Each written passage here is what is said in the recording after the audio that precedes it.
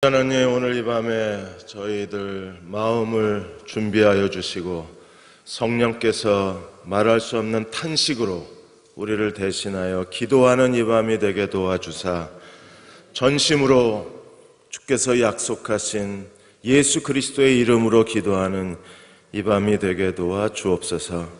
저희들이 기도를 통하여 하나님의 뜻을 알고 기도를 통하여 어떤 길이 하나님이 정하신 길인지 분별하고 기도를 통하여 하나님의 능력을 힘입고자 합니다. 오늘 밤 기도 위에 기름 부으시고 축복하시는 이 밤이 되게 도와 주옵소서. 예수님의 이름으로 간절히 기도하옵나이다. 아멘. 오늘 밤은 찬양하던 다윗의 아프가 지금 수련회 중입니다. 여디디아가 그 전남에 지금 1차, 2차 노동과 기도 수련회 중에 있고요. 그래서 오늘 여디디아도 대학 청년도 수련회 중이고 사랑부도 지금 그 수련회 중인데 장로님들이 해마다 사랑부하고 같이 연합 캠프를 가셨기 때문에 장로님들 중에 몇 분도 사랑부 캠프에 지금 참석 중에 계십니다. 그래서 오늘은 다윗의 아프가 그 수련회 중이라 오늘 성희재 전도사가 성희재와 추종자들이라는 임시 그룹을 만들어서 절반은 고등부 학생들입니다. 그래서 오늘 찬양해 주셔서 감사하고요.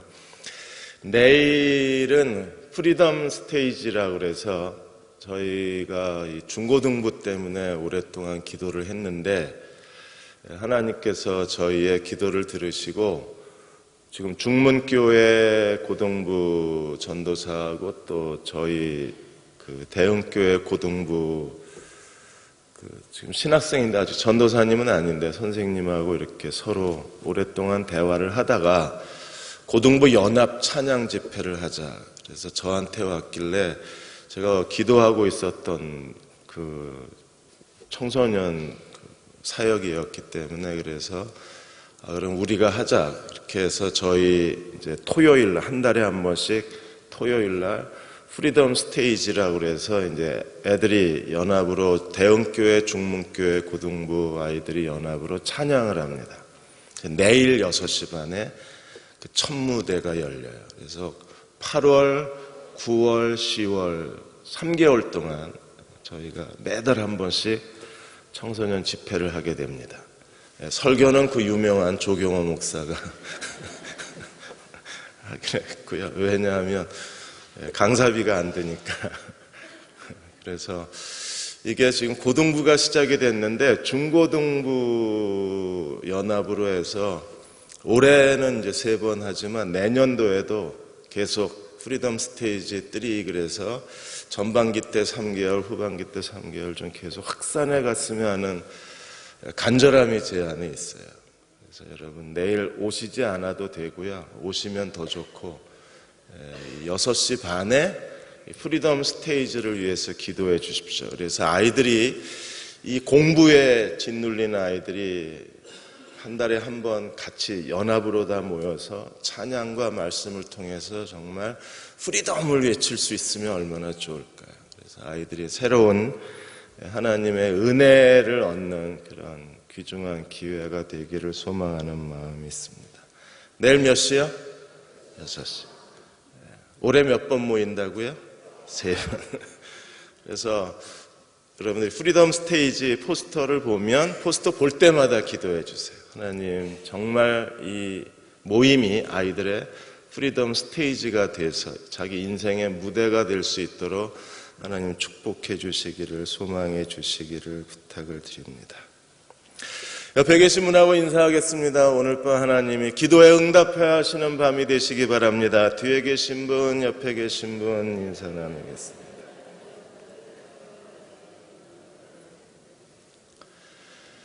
오늘 연휴인데 이렇게 와주셔서 감사하고요. 적게 오실 줄 알았는데도 많이 와주셔서 감사하고 연휴에 대한 여러분들의 그 헌신에 대한 보답으로 좀 일찍 끝내드리도록 그렇게 하겠습니다. 오늘 야고보 3장입니다. 야고보 3장 1절에서 3절 말씀입니다. 야고보 3장 1절에서 3절 같이 한 목소리로 읽겠습니다. 내 형제들아, 너희는 선생된 우리가 더 큰 심판을 받을 줄을 알고 선생이 많이 되지 마라.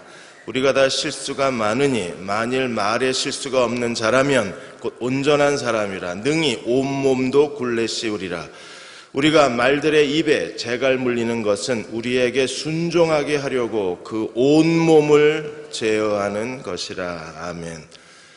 이제 3장의 언어에 대해서 저희가 말씀을 같이 나누겠습니다. 야고보는 뛰어난 신학자입니다. 그래서 경건을 설명하는 데 있어서 2장에 경건의 첫 번째 중요한 단어가 가난이라는 단어였어요. 이제 두 번째 중요한 단어가 언어입니다. 그리고 세 번째 중요한 단어가 세상이라는 단어예요. 그래서 그 본질성을 파고 들어가요. 우리가 하나님 앞에 어떻게 경건한 사람이 될 수 있는가에 대한 그 본질을 뚫고 들어가기 때문에 이 장에서 우리는 행함 있는 믿음과 가난의 연관성을 잠깐 생각해 볼 수가 있었고, 이제 2시간에 걸쳐서 이 언어에 대한 경건을 저희들이 생각해 보고자 합니다.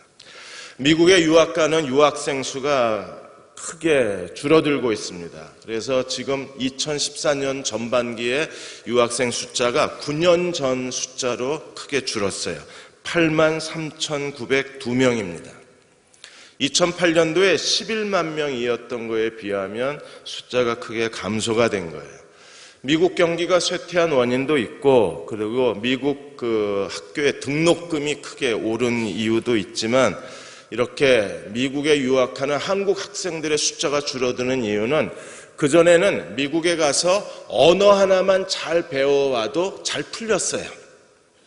그래서 다른 건 몰라도 영어만 잘하면 한국에 와서 자기가 원하는 직장에 원하는 길을 자기가 원하는 대로 갈 수가 있었는데, 이제는 한국에 있는 학생들의 상당수가 대학생들이 국제화가 되어 있고 선진국화가 됐고, 그리고 영어의 그 능력이 보편화되어 있기 때문에 구태여 미국 가서 공부하고 온 유학생들을 대기업들이 선호를 안 해요.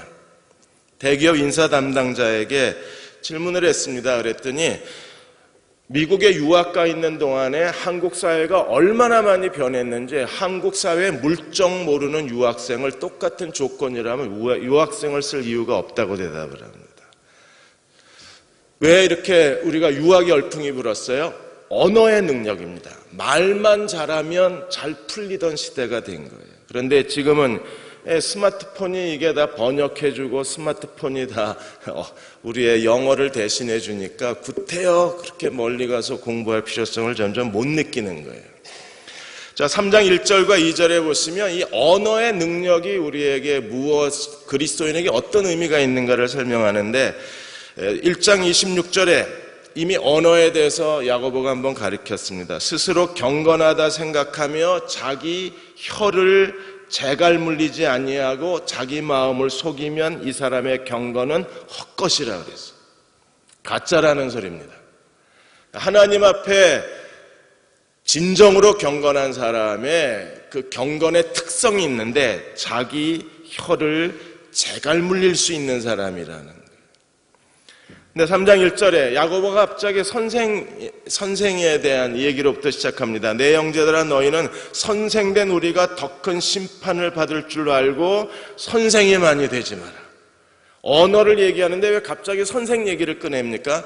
대부분 많은 사람들이 성숙의 기준을 어디에서 찾느냐 하면 선생된 자는 성숙한 자라고 생각을 하게 돼요. 사람의 고정관념에. 그래서 우리는 선생이 되거나 아니면 목회자가 되거나 지도자가 되면 우리보다 훨씬 더 나은 사람이라고 그렇게 평가를 내립니다. 그래서 선생 그러면 성숙한 자라는 등식이 우리도 모르는 사이에 그 등식을 갖고 사는 거예요. 그걸 야고보가 지적하고 있는 겁니다. 선생된 우리가 더 큰 심판을 받는다. 그러므로 가능하면 선생이 되지 말라는 겁니다. 지난 주일날 중등부 캠프에 들어가서 제가 중등부 아이들하고 그 말씀을 나누면서 교육이라는 게 무슨 뜻인가를 같이 생각을 했어요. 교육이라는 게 educate인데 educate가 무슨 뜻이냐면 안에 있는 걸 밖으로 꺼낸다는 거예요. 부모가 자녀를 위해서 해야 될 가장 소중한 일이 뭐냐면 하나님이 내 아들, 딸들 안에 주신 것, 하나님이 우리 아들, 딸들에게 하나님께서 그들에게 재능을 주셨고 잠재 능력을 주셨어요. 그 아이들의 잠재력을 세상 그 아이 바깥으로 꺼내 놓는 게 그게 에듀케이트예요. 교육이라는 거예요. 그 부모가 해야 될 일이고 교회가 해야 할 가장 중요한 일도 그 아이들에게 주신 하나님의 잠재력을 꺼내주는 거, 이게 교회가 해야 될 일이에요. 저는 청년들을 만날 때 늘 기대감이 있습니다. 하나님이 저 형제 자매에게 주신 잠재력은 뭘까? 그리고 그 잠재력을 발견하면 그걸 꺼내주고 싶어요. 선생이 해야 될 가장 중요한 일은 그 아이에게 주신 잠재력을, 하나님의 잠재력을 밖으로 꺼내주는 겁니다. 근데 지금 여기서 말하는 것은 그 선생된 우리가 더 큰 심판을 받는다는 거예요. 그러므로 함부로 선생되지 말라 그랬습니다. 왜요? 선생은요, 말로 가르치지만 만일에 삶과 인격이 뒷받침되지 않으면 이것 자체가 이미 거짓이잖아요. 다른 사람을 말로 가르치고 그런데 자기는 그 자기가 가르친 대로 살지 못하면 이게 위선이고 거짓이고 이중성이잖아요. 근데 오늘 그리스도인의 삶 가운데서도 우리가 언어의 경건을 이루지 못하면 우리의 경건이 위선이라는 거예요. 우리의 경건이 가짜라는 거예요. 우리의 경건이 거짓이라는 거예요. 우리도 이중적 인간이라는 겁니다. 선생 되지 말라. 이 가르침 속에는요, 선생 노릇을 하지 말라는 의미도 포함되어 있어요. 스스로 성숙하다고 착각하는 사람들이 만나는 사람마다 자기가 선생 노릇을 하려고 합니다. 교회 생활에 제일 힘든 게 뭐예요? 자꾸 사람들에게 선생 노릇하려는 사람들. 자꾸 뭘 가르치려고 그래요. 이렇게 해봐, 저렇게 해봐. 아니, 그러는 거 아니야. 이렇게 하는 거야. 선생 노릇하는 사람들. 그런 사람들이 옆에 두세 명만 있으면 정말 교회 생활 힘들어져요. 그래서 선생 노릇하는 사람들은 왜 그래요? 자기가 그 사람보다 낫다고 스스로 평가하기 때문에 그런 거예요. 예, 우리 각자 가정에도 선생 노릇하신 분이 계십니다. 아내들이 대부분 남편들에게 선생 노릇을 많이 합니다. 덴마크의 한 연구소가 재미있는 실험을 했어요. 40세에서 50세 남자 4,500명을 대상으로 해서 무려 6년 동안 조사를 했습니다. 이 남자들은요, 심장이 건강한 남자들이었어요. 그런데 아내가 잔소리할 때마다 심장이 두근거리기를 시작을 합니다. 그래서 실제로 6년 동안 추적하는 동안에 남자들 가운데 심장이 약해진 남자들이 다수가 발견이 됐어요. 그래서 이 남자들을 대상으로 해서 설문조사를 한 겁니다. 어느 때에 심장이 두근거리냐, 어느 때에 심장이 쥐어짜듯 아프냐, 어느 때에 갑자기 헉 하고 쓰러질 것 같으냐. 아내가 잔소리 퍼부을 때 헉 하고 쓰러지고 싶대요. 왜 아내가 잔소리를 합니까? 남자들 하는 게 이게 못마땅한 거예요. 애보다 못한 거예요. 그러니까 남자가 하는 게 무시가 되니까 자꾸 아내가 선생 노릇을 하려고 그래요. 여보, 양말 이러면 얼른 갔다가 거실에다 양말 벗어놓는 습관이 있는 사람들은 얼른 갔다가 빨래바구니에 넣어요. 실제로 우리가 아는 위인들 가운데 뭐 사실인지 모르겠지만 그런 그 아내의 잔소리가 심한 성인들이 있어. 소크라테스 같은 경우에도 아내가 독설가로 유명합니다. 잔소리꾼으로 유명해요. 아내가. 그럴 수밖에 없는 이유가 소크라테스는요, 항상 냄새나는 누더기를 걸치고 다녔어요. 이게 얼마나 아내가 창피해요. 더군다나 속옷을 안 입고 다닙니다, 이 남자가. 아내가 계속 잔소리를 해댈 수밖에 없는 거예요. 더군다나 가정에 대해서 무관심해서 전혀 이 수입이 없는 사람입니다. 스스로 무슨 가난한 철학자인 척하고 전혀 가정의 생활을 책임지지 않으니까 아내가 잔소리를 퍼부을 수밖에 없는 거죠. 톨스토이의 아내도 굉장한 잔소리꾼입니다. 그래서 82세에 톨스토이가 가출을 해요. 견디다 못하고. 왜? 심장이 쥐어짜는 것 같으니까. 그러다가 10하루 만에 주차장에서 변사체로 발견이 됩니다. 이건 실제입니다. 그리고 링컨의 아내도 대단한 독설가로 알려져 있습니다. 그래서 링컨이 그 노예 해방 운동하고 정치한다고 도대체 가족들에게 최선을 다하지 않으니까 어느 날은 네가 대통령이야 이러고 얼굴에다가 커피를 뿌린 예화가 유명합니다. 저는 아직 거기까지는 안 갔어요. 혹시 여기 거기까지 가신 분 계시나요? 이게 왜 이래요? 자꾸 사람들이 상대방이 무시가 되고 상대방이 유아적으로 보이니까 자꾸 가르치려고 그래요. 그러니까 가르치려고 하는 데서 인간관계 다툼이 일어나고 가르치려고 하는 데서 거기에서 보이지 않는 긴장과 불안이 있는 거예요. 우리가 선생이 되지 말라고 했을 때 그 사실을 기억해야 합니다. 자칫 선생은요 위선적이기 쉽다는 거예요. 더군다나 저희같이 하나님 말씀을 가르치는 목사들은요 이게 위선적으로 살기가 쉬워요. 말씀을 설교를 하고 말씀을 해놓고 우리는 그렇게 못 살 때가 많이 있기 때문에 이런 거짓, 이런 위선, 이런 이중성 이게 죄책감으로 남아서 참 견디기 어려울 때가 많이 있어요. 그럼 어떤 사람이 성숙한 사람이니까 3장 2절에 보시면 우리가 다 실수가 많으나 만일 말에 실수가 없는 사람이면 온전한 사람이라. 어떤 실수 다 괜찮다 그랬어요. 여러분 누구나 다 실수를 합니다. 그리고 야고보는 말하기를 어떤 실수도 괜찮다고 이미 선언을 했어요. 모든 실수가 괜찮습니다. 그런데 그 사람의 경건의 성숙, 신앙의 성숙, 영성의 성숙을 바라보는 기준이 단 하나 있는데 그 하나의 기준이 뭐냐 하면 말에 실수가 없어야 성숙한 자라는 거예요. 언어에 실수가 없는 사람들, 자기 혀를 제갈먹인 사람들이 가장 경건한 사람들이라고 했습니다. 왜 그래요? 자기 혀를 제어할 수 있다는 것은 무엇을 뜻합니까? 온 몸을 제어할 수 있다는 거예요. 야고보가 어떻게 이걸 알았는지 궁금합니다. 그럼 사람이 미국에 있는 뇌 과학자들이 그들이 조사를 한 게 있는데 사람의 뇌에 약 230억 개의 세포가 있다 그럽니다. 이 230억 개의 세포가 이 신경으로 연결이 되어 있는데 이 사람의 신경을 통제하는 신경의 컨트롤 타워가 있대요. 근데 이 신경의 컨트롤 타워가 언어 중추 신경이랍니다. 그러므로 언어 중추 신경을 지배하면 나머지 온몸의 신경을 지배할 수 있다는 게 돼요. 도대체 야고보는 그 당시에 뇌과학이 발달되지도 않았을 텐데 신경과학 분야는 전혀 이게 해부학이 이루어지지 않았을 때니까 도대체 어떻게 이걸 찾아냈을까? 과학자들이 굉장히 궁금해해요. 혀를 제어하면 온몸을 제어한다. 이게 지금 과학적으로 밝혀진 거예요. 그래서 사람이 자기가 말하는 대로 몸이 움직여요. 아, 나는 왜 이렇게 재수가 없을까? 왜 나는 이렇게 하는 일마다 안 될까? 그러면 온몸의 신경이 그때부터 재수 없는 인간으로 신경이 재편성이 돼요. 그래서 정말 몸이 재수 없는 인간으로 움직여요. 왜? 말에 따라서 온몸의 신경이 같이 동작을 하기 때문에. 별로 안 놀라시네요?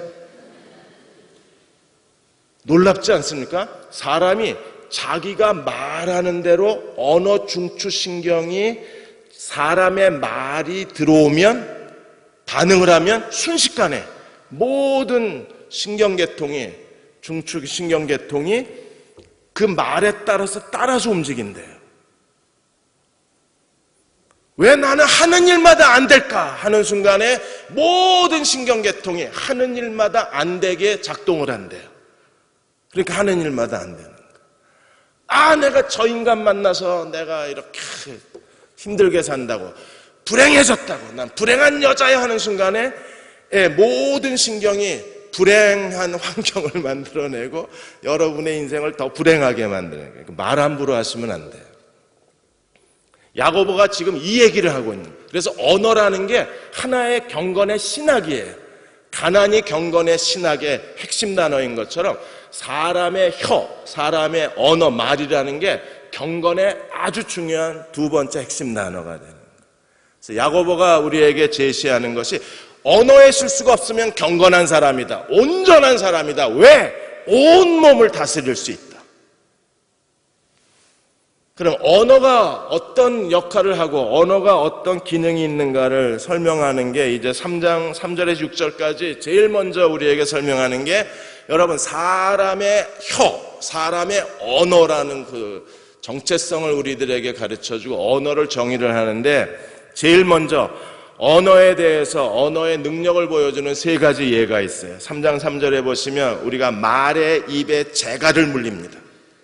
그 거친 말, 그 힘찬 말, 그 씩씩거리는 말이 기수에 의해서 완벽하게 말이 제어가 됩니다. 뭐가 있기 때문에? 입에 재갈 하나, 한 10cm에서 12cm 정도 되는 쇠막대기 하나 딱 물려놓으면 꼼짝없이 그 거친 말이 기수에 의해서 조정이 되는 거예요. 그것처럼 혀가 마치 말의 재갈처럼 우리 몸을 작동시킨다는 겁니다. 두 번째 비유는 뭐예요? 4절에 보시면 또 배를 보라. 그렇게 크고 광풍에 밀려가는 것들을 지극히 작은 키로서 사공의 뜻대로 운전하는. 배가 폭풍 속에서 항해할 때 제일 중요한 게 뭐예요? 선장이 키를 잡고 키를 움직이면 배 뒤쪽에 있는 그 작은 키 하나로 배가 어디로 가야 할지 방향을 정하고 사공의 뜻대로 배를 운전해 갈 수 있는 그 사공의 능력은 어디에 달려 있어요? 키에 달려 있는 거예요. 그런 것처럼 자신의 언어를 다스릴 수 있으면 자기 인생과 경건을 다스릴 수 있는 거예요. 내가 하나님 앞에 좀 더 헌신하고 싶다. 그럼 뭐부터 다스려야 돼요? 언어부터. 내가 하나님 앞에 좀 더 유능한 사람이 되고 싶다. 그러면 어디부터 시작돼야 돼요? 언어부터. 내가 하나님 앞에 좀 더 믿음 있는 사람으로 견고하게 하나님께 믿음의 사람으로 살고 싶다. 그러면 어디서부터 시작해야 합니까? 언어부터요. 왜? 배의 키와 같기 때문에. 세 번째 비유는 어떤 비유를 했습니까? 5절에 이와 같이 혀도 작은 지체로 돼 큰 것을 이 말의 재갈, 배의 키 이 비유를 하고 세 번째 작은데 얼마나 그 영향력이 큰가. 결국 혀를 얼마나 제어하느냐에 따라서 그 사람의 인생과 운명이 다 달라지는 거기 때문에 그 세 번째 비유는 어떤 비유를 했습니까? 거대한 산불이 일어나는데 산불이 어디로부터 시작해요? 아주 작은 담뱃불로부터. 작은 불씨 하나가 순식간에 수많은 숲을 다 태워버리는 것처럼 혀는 작지만 혀는 커요. 옛날에 티코 자동차 광고 기억하십니까? 작지만 강하다. 혀가 그래요. 인간의 혀라고 하는 게 이게 작은 지체인데 이 혀를 우리가 부주의하고 혀를 함부로 대하고 혀에 주의하지 않으면 순식간에 혀가 움직이는 대로 내 인생에 따라가는 거예요. 무섭지 않나요? 그래서 우리는요, 하나님 앞에 경건한 사람이 되려면 첫째 중요한 단어가 가난이라는 단어고 두 번째 중요한 단어가 언어라는 단어가 되는 거예요. 그러면 이 혀가 왜 이런 영향력을 우리에게 미치는가? 혀의 정체성에 대해서 설명하는 게 6절에서 8절까지의 내용입니다. 자, 혀에 대해서 6절에 보시면 이렇게 설명하고 있어요. 혀는 곧 불이요, 불의의 세계라. 다시요. 혀는 뭐예요? 불이요. 불이야! 불이요. 그 다음에 혀는 뭐예요? 불의의 세계. 혀가 불의의 세계래요. 그건 뭐예요? 혀야말로 사탄과 죄가 지배하는 인간의 사탄의 핵심 본부가 어디냐면 혀요. 오늘 밤에 여러분들이 집에 가서 거울에 입 벌리고 혀를 쭉 내밀고 혀를 한번 쳐다보세요. 쳐다보고 거기가 사탄의 본부예요. 핵심 본부. 사탄의 비밀 아지트가 혀예요. 진짜인가 보겠습니다. 로마서 3장 10절에서 14절까지 보시면 기록된 바 의인은 없나니 하나도 없으며 깨닫는 자도 없고 하나님을 찾는 자도 없고 다 치우쳐 함께 무익하게 되고 선을 행하는 자는 없나니 하나도 없도다. 자, 선을 행하는 자 하나도 없어요. 의인 하나도 없어요. 하나님을 찾는 자 하나도 없어요. 그러면 이 죄인의 실체가 어떻게 전개되어져 가요? 그들의 목구멍은 열린 무덤이요, 그 혀는 속임을 베풀고 그 입술엔 독사의 독이 있고 그 입에는 저주 악독이 각독하다. 입이 욕이요, 목구멍, 혀, 그 다음에 입술, 입, 이 목구멍에서 입까지 이 부분, 여기가 마귀의 본부예요. 그래서 바울이 죄에 대해서 설명을 하는데, 그런 여러 가지 도덕적 죄, 그다음에 우리가 저지를 수 있는 십계명을 범한 죄, 인간의 모든 부도덕한 타락한 죄, 그걸 언급하는 게 아니라 죄가 어디서부터 시작됐는가를 우리들에게 보여주었는데, 죄의 시작이 어디예요? 목구멍, 혀, 입술, 혀라는 거예요. 그러므로 여기서 죄가 시작이 되니까 이 혀를 우리가 제어하지 못하면 경건하게 살 수가 없는 거예요. 그래서 만일에 이 혀를 그냥 내버려 두면, 야고보가 오늘 6절에 뭐라 그래서 혀는 뭐예요? 불이요, 그 다음에 불의의 세계라 그랬어요. 그래서 결국에 한 시대의 언어를 보거나 그 사람의 개인의 언어 생활을 보면 우리가 무엇을 알 수 있어요? 그 시대의 사회상을 볼 수 있고, 그 시대의 패역함을 볼 수 있고, 인간성의 파괴를 볼 수 있고, 그 사람의 언어를 보면 그 사람의 경건을 알 수가 있는 거예요. 근데 2010년도, 그래서 4년 전 11월에 문화체육관광부에서 청소년의 언어 실태에 대해서 4년 전에 조사한 보고서에 의하면 평균 20어절마다, 20어절마다 비속어, 은어, 욕설, 유행어를 사용한다는 게 보고서가 나왔어요. 20어절이면요, 한 4문장, 5문장 정도 돼요. 그러면 아이들이 4문장을 말할 때마다 욕을 한 번씩 하는 거예요. 근데 2013년도에 여성가족부에서 청소년의 언어 생활을 작년에 조사를 했는데, 청소년의 74.3%가 욕을 입에 달고 살아요. 여러분이 아마 버스나 지하철 타고 중고등부 애들 옆에 한번 슬쩍 가서 서서 얘기 들어보세요. 입만 열면 욕이 나와요. 세상에 어떻게 그렇게 욕을, 더 충격적인 건 초등학교 애들이요, 입만 열면 욕을 합니다. 욕하지 말라 그러면 욕을 안 하면 말이 안 나온대요. 욕하지 마 이러면 아무 말도 안 해요. 왜? 욕이 나와야 그 다음 문장이 따라 나와요. 근데 욕을 안 하니까 문장이 안 따라 나오는 거예요. 어느 사이에 우리 아이들이 완전히 욕의 문화에 이 비속어, 유행어, 이 거친 말, 이 부정적인 말, 이 악독한 말에 아이들이 파묻혀 버렸어요. 그 아이들에게 미래가 있을까요? 근데 부모가 자녀들의 그런 언어 생활에 대해서 두려워하지 않아요. 여러분, 언어가 파괴가 되면 언어는 파괴자예요. 왜? 불이요, 불의의 세계이기 때문에. 언어가 파괴되면 그 아이의 미래도 따라서 파괴가 되는 거예요. 왜? 불이 붙어 있으니까. 그리고 불의의 세계로 빠져들어가는 거예요. 근데 이 불이 어디서 나와요? 지옥불에서 나온다 그랬어요. 6절에 이렇게 설명을 하는 겁니다. 우리 주체 중에서 온몸을 더럽히고 삶의 수레바퀴를 불사르나니 그 사르는 것이 어디서 나와요? 지옥불에서. 그래서 3가지. 첫째는 뭡니까? 온몸을 더럽힙니다. 온몸을 더럽힌다는 것은요, 인격적으로 미성숙해지는 거예요. 그리고 이성적 판단이 불가능해요. 그러니까 이번에 세월호 사건에 그 악플단 애들, 그래서 그 사이버 수사대에서 악플단 사람들 다 추적조사해서 꺼내놓으니까 절반 이상이 10대 아이들입니다. 초등학교 애들이 거기다 대고 악플을 달고 앉아있는 거예요. 얼마나 기가 찰 일입니까? 온몸을 더럽히는. 캐나다 밴쿠버에서 정말 성실하게 목회하던 목사님 한 분이 밴쿠버 공항에서 캐나다 드라이라고 멀리서 보면 꼭 맥주같이 생겼어요. 노랗게 생기고 거품이 나서. 근데 어느 교인이 멀리서 목사님이 캐나다 드라이를 투명한 잔에 마시고 있었는데 그걸 사진을 찍은 거예요. 그리고 교회 게시판에다 올렸어요. 우리 목사 맥주 마신다고. 그게 캐나다 드라이라고 나중에 돌아와서 목사님이 한국 갔다 돌아와서 같이 일행들이 증언을 했어요. 그 맥주가 아니고 캐나다 드라이 마신 거라고. 그리고 캐나다 드라이를 대부분 캐나다 사는 사람 다 알아요. 그런데 이미 한국에 가 있는 며칠 동안에 이 소문이 퍼지고 소문이 또 소문을 만들고 완전히 하나의 드라마를 써놨어요. 암만 변명을 해도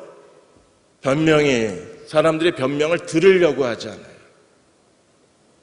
그래서 그달로 사임을 하셨어요.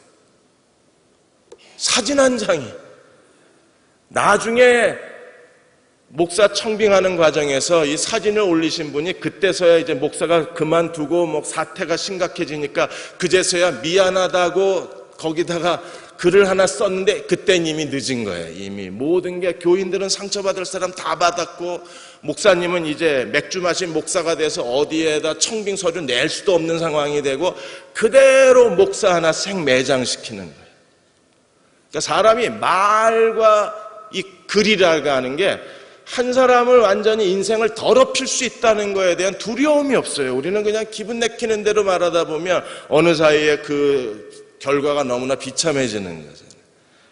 왜 이렇게 됩니까? 혀는 불의의 세계라 그래요. 또 혀가 가져오는 또 두 번째 치명적인 해악이 뭐예요?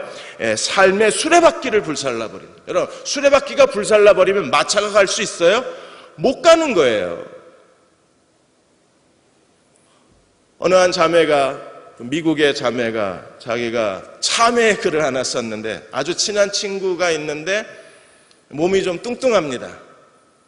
그래서 친하다는 생각에 자기도 모르게 너는 왜 이렇게 자꾸 뚱뚱해 하는 순간에 친구 얼굴이 갑자기 굳어지니까 실수했구나 하는 걸 깨달았는데 이미 늦은 거잖아요.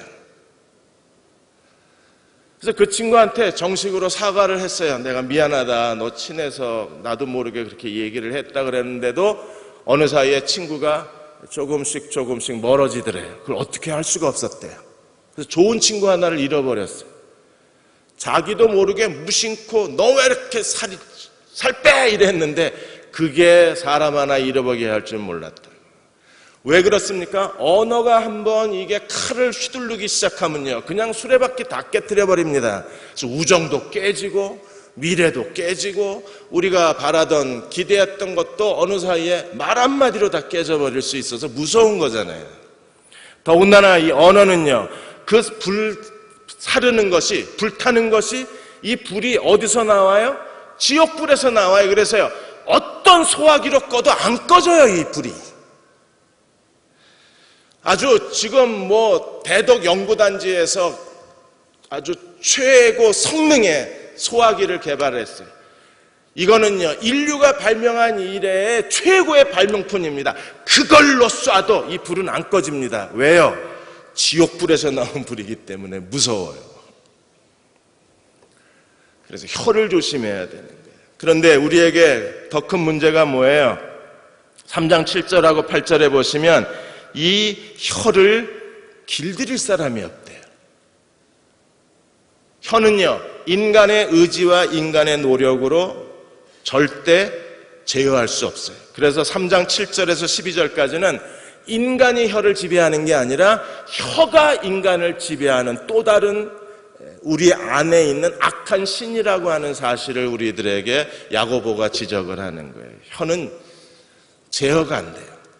그래서 3장 7절 8절 같이 한번 읽어보겠습니다. 여러 종류의 짐승과 새와 벌레와 바다의 생물은 다 사람이 길들일 수 있고 길들여 왔거니와 혀는 능히 길들일 사람이 없나니 쉬지 아니하는 악이요 죽이는 독이 가득하대요.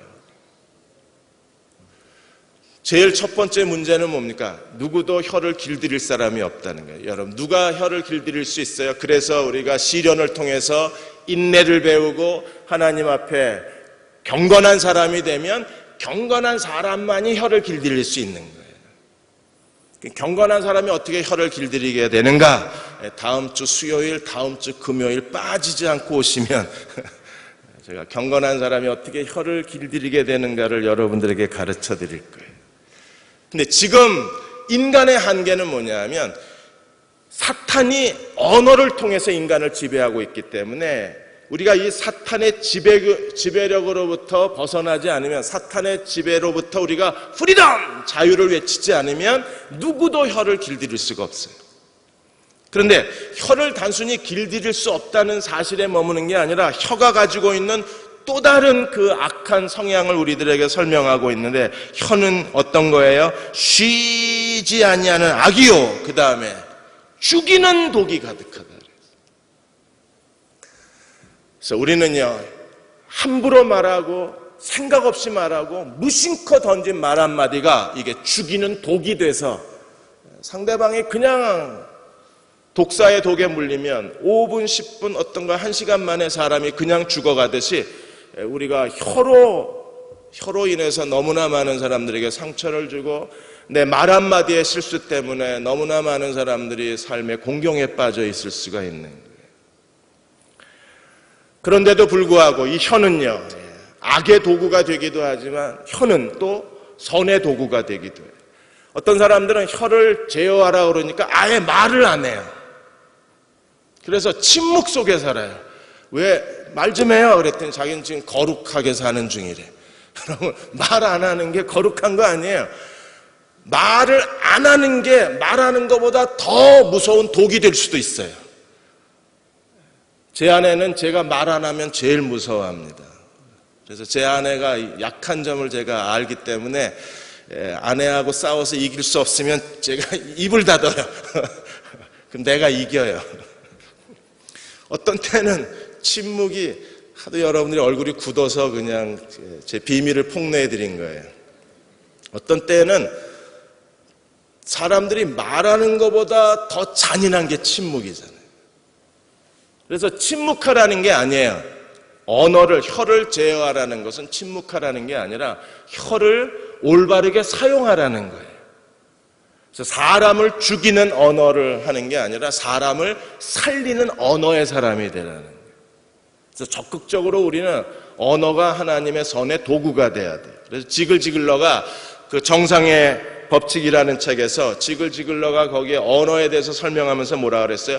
전 세계적으로 10억의 사람들이 굶주림 속에서 잠이 들어요. 그런데 전 세계적으로 그때는 40억대 이 책을 쓰셨는데 지금은 거의 60억, 70억이니까 전 세계적으로 70억의 사람들이 지금은 듣고 싶은 말을 못 들은 채 허전한 가운데 잠이 들어요. 우리는 사람들에게 뭘 듣고 싶어요? 인정받고 칭찬받고 싶은 거예요. 오늘 성의제와 추종자들이 이렇게 일회성 찬양을 했습니다. 쟤네들이 찬양 끝나고 나서 마음속에 뭘 기대하고 있을까요? 인정받고 칭찬받고 싶은 거예요. 더군다나 고등학생이 이렇게 성의제 추종자의 이 멤버가 돼서 이렇게 오늘 밤 여러분들에게 뜨거운 찬양을 선보였어요. 사람들이 많지 못해서 아쉽기만 합니다. 그러면 이 아이들이 이렇게 하나님을 섬기고 나서 뭘 기대할까요? 인정받고 칭찬받고 싶은 거예요. 그걸 알고 해주는 사람들은 선한 사람이고, 그러거나 말거나 무관심한 사람들은 경건의 연습을 더 하셔야 됩니다. 그런 사람들의 요구에 우리가 민감하게 반응을 해서 그 사람들에게 거짓으로 만들어내려는 게 아니라 우리가 진심을 담아서, 그리고 하나님의 눈으로 바라보고, 그리고 하나님의 은혜로운 평가를 해주라는 거예요. 이탈리아의 아울룸 대학교의 총장을 역임하셨던 프란체스코 알베로니 전 학장께서 책을 하나 쓰셨는데, 성공한 사람들의 말의 절반은 뭐겠어요? 칭찬이랍니다. 성공한 사람들은 칭찬을 통해서 인간관계를 강하게 만들고, 다른 사람을 칭찬을 해서 그 사람의 잠재 능력을 끌어내어주고, 사람들을 칭찬으로 이끌어가는 강한 리더십이 있대요. 우리 부모가 배워야 할 리더십이 바로 이런 리더십입니다. 여러분들이 자녀를 칭찬으로 이끌어가 주십시오. 여러분이 남편과 아내가 서로가 서로에게 칭찬으로 서로를 이끌어가지고 칭찬으로 서로를 사랑해 준다면, 하나님께서 우리 가정에 얼마나 큰 하나님의 은혜를 베풀어 주시겠어요.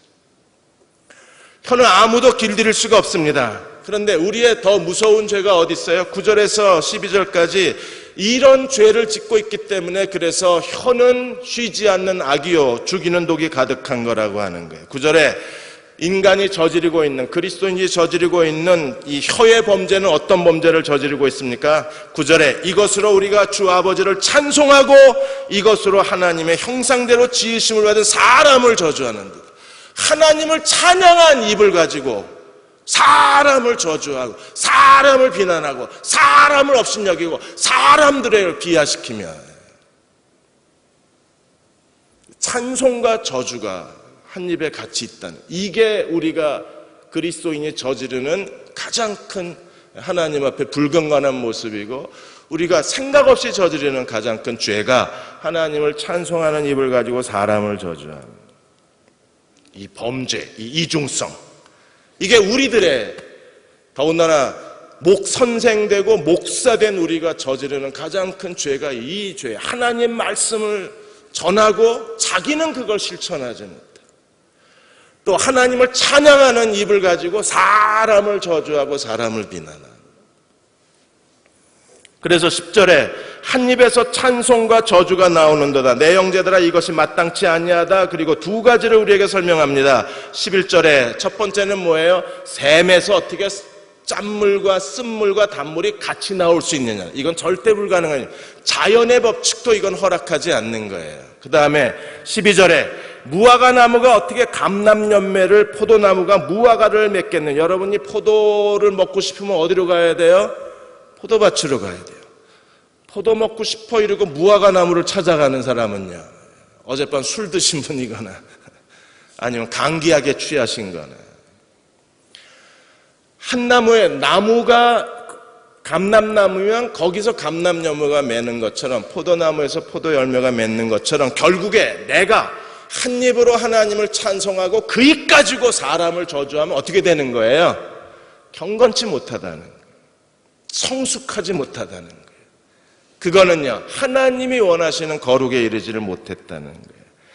그러므로 우리는 어떤 사람이 돼야 되나요? 말과 행실에 거룩한 사람이 되라. 그래서 거룩한 사람이 되라고 명령하셨을 때 하나님이 우리에게 행실에 대해서만 강조하는 게 아니라 말을 먼저 강조하셨어요. 말과 행실에 거룩한 자가 되라. 왜? 언어로부터 죄가 시작이 되고 언어로부터 의가 시작이 되겠다. 그래서 하나님도 어떤 분이세요? 하나님의 실존의 법칙이 뭡니까? 요한복음 1장 1절 4절까지 하나님도 뭘로 존재하세요? 언어로 존재하시는. 믿음도 언어예요.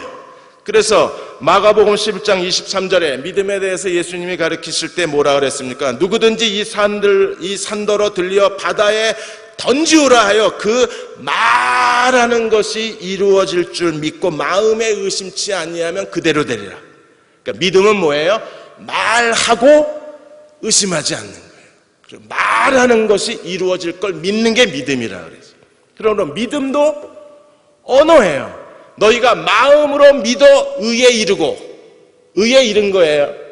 그 다음에 하나 더 중요한 게 있어요. 입으로 시인하여 구원에 이른다 그랬어요. 그러니까 반드시 뭐가 필요해요? 입으로 시인해야 구원이 완성이 되는 거예요.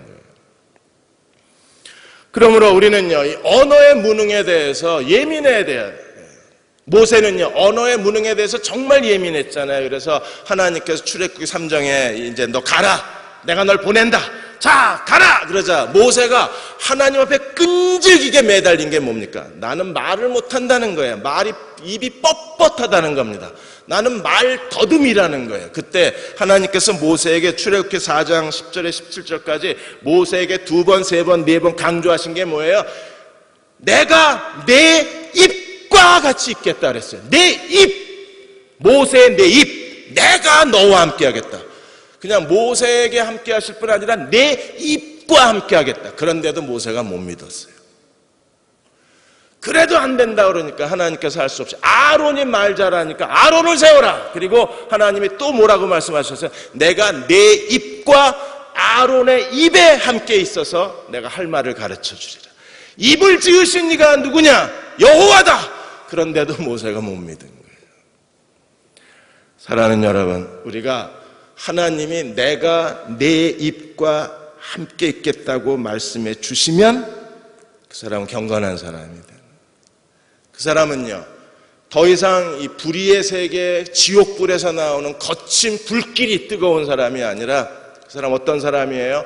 언어를 통해서 하나님의 선한 도구가 된 사람입니다. 그래서 골로새 4장 6절에 너희 말을 은혜 가운데 소금으로 맛을 냄같이 하라. 그러면 너희가 각 사람에게 마땅히 대답할 말을 하라. 그 사람의 대화는 어떤 대화예요? 소금 치듯 맛이 나는, 대화만 하면 기분이 좋아져요. 같이 대화하면 행복해져요. 같이 대화하면 하나님 뜻이 보여. 같이 대화하면 갑자기 삶의 의욕이 막 넘쳐요. 같이 대화하면 그만두고 싶다가도 막 자원하는 마음이 생겨요. 이 사람은 그 언어가 소금치듯 하는 사람. 우리가 이제 기도할 텐데, 기도도 가장 중요한 게 뭐예요? 인상 쓰고 하나요? 기도를 온몸으로 하나요? 기도는 뭘로 하는 거예요? 언어로. 언어가 없으면 우리는 하나님을 능히 섬길 수가 없기 때문에, 그래서 우리도 하나님 앞에 이 언어의 경건함을 어떻게 이루어야 하는가를 알아야 돼요. 우리가 지금까지 하나님이 우리를 축복하시지 않은 것이 아니라 하나님이 축복하셨음에도 불구하고 어쩌면 우리가 부주의한 말 때문에 상당 부분 하나님이 내게 은혜로 주신 것들을 잃어버리고 사는지도 몰라요. 닥터 레빈 박사가 있는데, 그분이 그의 저서에서 그분이 사람들을 상담을 하면서 사람들을 두 부류로 나눴어요. 많은 사람들을 상담하면서 왜 어떤 사람은 행복해지고 왜 어떤 사람은 불행해질까? 이게 외모도 아니고 이력서도 아니고 학벌도 아니더래요. 상담에 오는 사람들을 보면 어떤 사람은 정말 행복하고 어떤 사람은 왜 불행할까 이유를 찾지 못하겠더래요. 그래서 그 사람들을 추적 조사하면서 그 사람들에 대해서 분석을 했는데, 닥터 레빈이 발견한 게 뭐냐 하면, 어려서부터 부모로부터 긍정적인 말, 행복한 말, 네가 있어서 행복해, 네가 있어서 기뻐, 이렇게 부모로부터 행복한 말을 듣고 자란 사람은 커서도 행복하게 산대요. 그런데 어려서부터 부모로부터 넌 도대체 뭐야? 이렇게 부모로부터 무시당하는 말, 부모로부터 너 같은 게 왜 태어나가지고 귀찮게 굴어, 이렇게 버림받은 말, 도대체 내 뱃속에서 네가 나왔다는 게 믿어지지 않아, 막 이렇게 애를 목을 조르는 말, 이런 말을 듣고 자란 아이들은요, 결국 말을 들은 대로 생활하게 된대요. 오늘 우리 회개합시다. 애들한테 내 자식이라고 막 얘기한 거 다 회개합시다. 그리고 오늘부터라도 우리가 아이들에게 정말 행복한 말을 해줄 수 있어야 돼요. 그래야 아이들이 행복해지는 거예요. 오늘 밤 잘 오셨죠? 하나님 앞에 하나님 우리에게 정결한 언어를 더하여 주옵소서, 언어의 능력을 더하여 주옵소서. 기도하는 이 밤이 되시기를 주의 이름으로 축원합니다. 기도하겠습니다.